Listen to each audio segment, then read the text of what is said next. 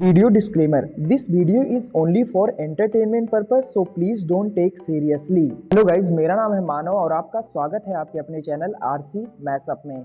Guys, आज के इस वीडियो में हम देखने वाले हैं एक कमाल के मैशअप रिएक्शन को। अगर आपको ये मैशअप रिएक्शन की वीडियो पसंद आएगी तो वीडियो को लाइक और शेयर जरूर कर दीजिएगा और चैनल पे नए हैं तो चैनल को सब्सक्राइब जरूर कर लीजिएगा। Thank you. तो गाइज, आगे की बात हम वीडियो खत्म होने के बाद करते हैं, तो चलिए इस कमाल के मैशअप रिएक्शन की वीडियो की शुरुआत करते हैं। Hope you will enjoy. अक्टूबर में होने वाले हमले का बदला ले रहा है, नहीं, ये एक मजहबी जंग है, ये एक रिलीजियस वॉर है जो अभी तक थम नहीं रही है। और उन्होंने सही कहा कि अगर इसराइल नहीं रोकता और उसके बाद इस्लामिक कंट्री की तरफ से स्ट्रिक्ट एक्शन लिया जाता है तो वेस्ट भी फिर इस्लामिक कंट्री के साथ खड़ा होगा। और इसराइल की सबसे बड़ी गलती, जिसकी वजह से मैंने हमेशा प्रोग्राम रिकॉर्ड किए नाइला पाकिस्तानी पे, कि भाई सिविलियंस को क्यों निशाना। आपकी लड़ाई हमास की है, जैसे रशिया की लड़ाई यूक्रेन के साथ है तो वो फौजी आपस में लड़े हैं।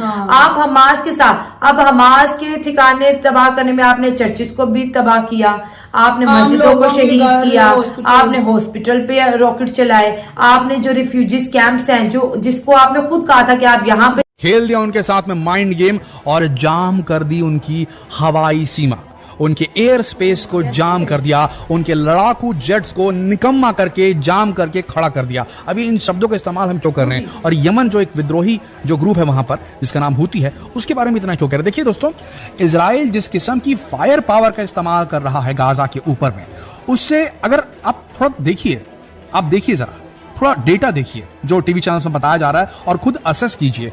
आज तक जितना बारूद, अगर ये समझ लीजिए जितना बारूद गिरा हुआ है गाजा के अंदर में, जो इजराइल ने 7 अक्टूबर के हमले के विरोध में गिरा है, उसके जवाब में गिरा है, बदला लेने के लिए गिरा है, उसे एक बम में अगर जोड़ दिया जाए तो वो हिरोशिमा और नागासाकी में गिरे बम के एक्सप्लोजिव कैपेसिटी से बड़ा बम गिरा चुके हैं ऑलमोस्ट गाजा के ऊपर। और उसके बाद भी अभी वो अपने टारगेट को अचीव नहीं कर सके।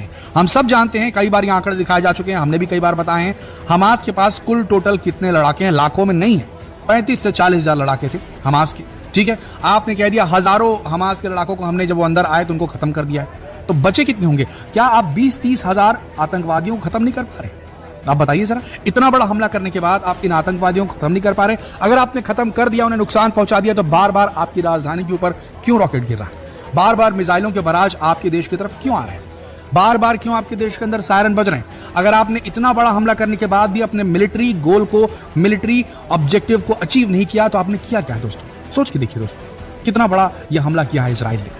अब इस चीज के बाद में अब कुल मिलाकर के जितने मिलिशिया आसपास के हैं इसराइल के, वो एक्टिव हो गए। और सबसे ज्यादा यहां पर एक चीज है यमन देश का जो ऑफिशियल मिलिट्री है वो भी आग उगल रहा है। और अभी खबर आई कि हूतियों ने एक बहुत ही स्ट्रॉन्ग गेम खेला है इजराइल के साथ। देखिए, आपने देखा होगा कि यहाँ इन्होंने रॉकेट छोड़ी, हिजबुल्लाह ने रॉकेट छोड़ी, आपने देखा कि हिजबुल्लाह ने कैसे उसके वॉच टावर, कम्युनिकेशन टावर को उड़ा दिया। तो ये जो चीजें हो रही है इससे आपको ऐसा लगता होगा कि भाई इजराइल तो एकदम सेफ जगह है, उसके पास आयरन डोम है, कोई भी चीज उसके अंदर गिर नहीं पा रही है, उसको कोई दिक्कत नहीं है। रियलिटी कुछ और है दोस्तों। ये जितने मिलिशिया वहां पर जो काम कर रहे हैं ना, उन्हें जान का सबसे बड़ा खतरा है, क्योंकि उनका जो सामना है दुनिया के सबसे फियर्स, सबसे खतरनाक military force, Israeli defence force के सामना है उनका। तो उनसे लड़ने के लिए इन्हें और ज्यादा शातिर होना पड़ेगा और तभी वो इस वक्त तक के इस युद्ध को खींच पाए। अन्यथा पॉसिबिलिटी ही नहीं थी कि वो इतनी देर तक इस युद्ध को खींच पाते। कुछ तो उनके अंदर कैपेसिटी है, कुछ तो उनके अंदर मिलिट्री इंटेलिजेंस है जिसके चलते वो ऐसा कर पा रहे हैं। और ये रियलिटी है, टीवी चैनल्स में दिखाया जाता है वो यहाँ से फेंकते हैं, उनके मिसाइल में इतना दम नहीं है, उसको इंटरसेप्ट कर रहा है आयरन डोम। रियलिटी ये है, ये कोऑर्डिनेटेड अटैक कर रहे हैं। अंदर हमास लड़ रहा है, वो घुसने नहीं दे रहा है उन्हें सिटी के अंदर में। उधर से लेबनान की तरफ से या तो हिजबुल्लाह हमला करता है या हमास के लड़ाके वहां पहुंच जाते हैं लेबनान में और वहां से हमला करते हैं, तो उसको भी काउंटर करना पड़ रहा है इजराइल को। अब आज फ्रेश लेटेस्ट खबर आई है, यमन के हूती विद्रोहियों ने फिर एक बार ड्रोन से हमला किया है और इस बार उनके ड्रोन के हमले से जो उसका आउटकम निकला उसे ध्यान से सुनिएगा। इन ड्रोन हमलों में किसी को कोई नुकसान नहीं हुआ, लेकिन हुआ क्या?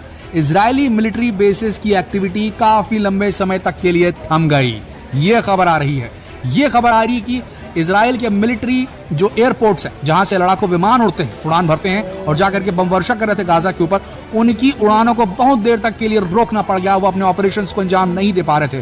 तो देखिए किस तरीके से ये टेस्ट कर रहे हैं, ये लोग कोऑर्डिनेटेड टेस्ट कर रहे हैं कि कौन कहां से किसे रोक सकता है, किसे वो निष्क्रिय कर सकता है। देखिए अब आसमान में लगातार बहुत ज्यादा मात्रा में इनके पास सारा चीज जो है वो सस्ता है, सस्ती टेक्नोलॉजी, इंडिजिनस टेक्नोलॉजी, स्वदेशी टेक्नोलॉजी इस्तेमाल करते हैं ये लोग, अपने देश में बनाते हैं सारा कुछ। सारी टेक्नोलॉजी इन्होंने कैसे प्राप्त की है? ईरान के माध्यम से। ईरान बैक्ड मलेशिया है ये लोग। तो ईरान क्या करता है? ईरान को सपोर्ट प्राप्त है रशिया का, सब जानते हैं। पर रशिया अगर एक ऐसी कंट्री को लगातार हथियार देना शुरू कर देता, ये हम प्री यूक्रेन वॉर की बात कर रहे हैं, यूक्रेन युद्ध के पहले, यूक्रेन युद्ध के पहले जो था रशिया के ऊपर में सैंक्शन नहीं लगे थे इंटरनेशनल ज्यादा, तो उस वक्त अगर रशिया जो था वो सीधा दे देता, ये लो ईरान तुम रख लो ये क्या बोलना चाहिए मिसाइल का सिस्टम, तो फिर उसी वक्त रशिया के ऊपर में ये सैंक्शन लगाने शुरू कर देते। तो रशिया ने क्या किया? बिल्कुल उसी तरीके से काम किया जिस तरीके से अमेरिका काम करता है। अमेरिका को लगता है कि भैया हाँ ये काम है, ये हिजबुल्ला जो है ये आपके लेबनान में है, और ये हिजबुल्ला के जो है शिया वाले, ये सुन्नी वाले ISIS के अगेंस्ट हो सकते हैं, तो एक काम करो हिजबुल्ला को समर्थन दे दो, हिजबुल्ला को तैयार कर दो। और हिजबुल्ला तैयार हो गया। हिजबुल्ला ने सीरिया के अंदर घुस करके वहां पर ISIS को खत्म कर दिया। ISIS कौन था? ISIS जो था वो अमेरिका का दुश्मन था, तो उसे खत्म कर दिया। अब हिजबुल्ला अपने आप में कैपेबल हो गया, अब वो उल्टा भी मार सकता है, वही हो रहा है अमेरिका के साथ में।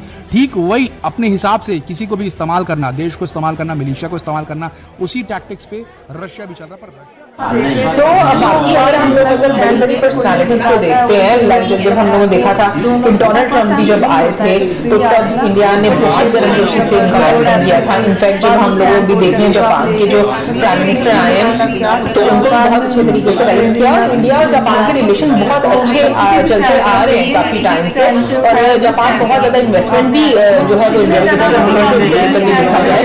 सो मुझे लगता है कि जो है वो पॉलिटिक्स में मैटर करती है, इस तरीके से इनके मुद्दों पर अंडरस्टैंडिंग क्या आप लोगों की कॉन्ट्रीब्यूशन रहती है डिफरेंट इंटरनेशनल लेवल पे। अभी जिस तरह मीटिंग में बात की, जो फंड रखा गया, जो कंट्रीज हैं जिन्हें जो है जरूरत पड़ने पर जो है जो लोन जो दिया जाएगा, तो मेरा ख्याल है चाइना को जो है जो इसका बेस्ट रहता है उसे बाईपास करने का एक बहुत अच्छा स्टेप जो है। और कुछ में ये चीज़ है दिखाई दे रही है कि बहुत सारे जो स्ट्रेटेजिक इम्पोर्टेंस रखते हैं, वहाँ पर अगर आप देखें तो आपको चाइना का बेस्ट स्टेप जो है लाजमी नजर आता है। बहुत ही अच्छी इन्वेस्टमेंट है, क्योंकि मुझे लगता है कि ये बहुत टाइम पहले हो जाना चाहिए था। कि जो हम लोग देखेंगे जो पावरफुल कंट्रीज हैं, स्पेशली अगर हम लोग एशियन रीजन में देखेंगे, साउथ एशियन रीजन में देखें, उनको मुझे लगता है कि इस तरीके से यूनाइटेड होकर कुछ करना चाहिए था। छोटे छोटे देश हैं उनको चाइना का डिपेंड ना कर पाते, मतलब इट्स लाइक कि उनके पास कोई ऑप्शन होता कि वो चाइना के अलावा किसी और तरीके से अपनी जरूरत जो है वो पूरी कर सकते। बाकी ये चीज लगती है, और इसके लिए तो अभी जिस तरीके से हम लोगों ने व्लादिमीर पुतिन को और जो शी जिनपिंग, सॉरी मैं का नाम सबसे पहले तो मुझे ऐसे लग रहा था कि मैं कोई ना दुनिया में आ गई है, जो डिफरेंट वाइब आ रही थी ऑनेस्टली। बट जिस तरीके से उन्होंने बताया, मुझे ये पता था कि जापान का चाइना के साथ क्लैश है, लेकिन रशिया के साथ भी ये मुझे नहीं पता था। चाइना तो मुझे पता कि भाई ताइवान के साथ, इंडिया के साथ, इनके अगर चाइना की बात करूँ ना तो जितने भी नेबरिंग कंट्रीज है ना उनके साथ उनका कोई ना कोई क्लैश जो है वो जरूर है। वो तो कह रहे कि मुझे लेकिन ये नहीं पता था, बट आई थिंक जिस तरीके से उनकी एक मीटिंग हुई है, ये बहुत एक स्ट्रॉन्ग मैसेज जाता है कि ऑब्वियसली उनके बीच में भी कोई खिचड़ी जो है वो पक रही है। और मुझे लगता है कि हमारे इस रीजन में मुझे लगता है कि किसी एक दो कंट्री को स्ट्रॉन्ग नहीं होना चाहिए, क्योंकि फिर वो ही बात आ जाती है कि वो अपनी डोमिनेशन जो है वो लेकर चलेंगे। तो मुझे लगता है कि जो बाकी के कंट्रीज हैं, चाहे छोटे कंट्रीज हैं, बड़े कंट्रीज हैं, उनको इसके बारे में सोचना चाहिए। क्योंकि अगर चाइना को भी आप देखो और अगर आप रशिया को भी देखो तो दोनों जो है वो कम्युनिस्ट कंट्री हैं, और वहां पर आपको डेमोक्रेसी नजर नहीं आती। पर अगर दोनों लीडरशिप को देखा जाए तो आपको काफी अग्रेसिव लीडरशिप उनकी नजर आती है। सो मुझे लगता है कि थोड़ा बैलेंस मेंटेन रखने के लिए जो बाकी के देश हैं, चाहे बड़े छोटे हैं, उनको इसके बारे में सोचना चाहिए। वैसे आप जितने भी कम्युनिस्ट कंट्रीज देखते हैं ना, अभी से नहीं शुरू से अगर बात करें, जैसे अगर हम जर्मनी की बात करें, जो वहाँ पे हिटलर की एक हुकूमत थी, ठीक है, तो आपको जो है ना जो कम्युनल लीडर्स हैं उनमें ये चीज़ देखने को मिलती है कि वो हर चीज़ को लेकर जो है वो काफी ज्यादा आपको एग्रेसिव। गाइज आपको यह मैशअप रिएक्शन का वीडियो कैसा लगा? अपने थॉट को नीचे वीडियो के कमेंट में जरूर बताइएगा। वीडियो पसंद आई हो तो वीडियो को लाइक जरूर कर दीजिएगा। चैनल पे नए हैं तो चैनल को सब्सक्राइब जरूर कर लीजिएगा। तो थैंक यू, मिलते हैं नेक्स्ट वीडियो में।